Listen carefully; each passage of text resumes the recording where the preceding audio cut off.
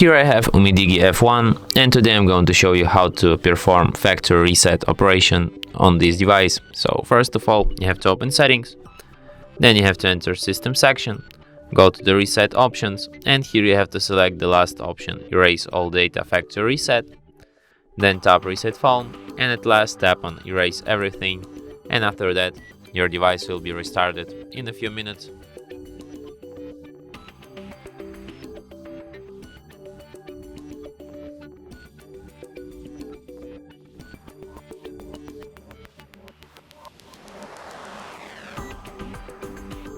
And that's it. Thanks for watching. If you find this tutorial useful, don't forget to hit that like button and subscribe to our channel.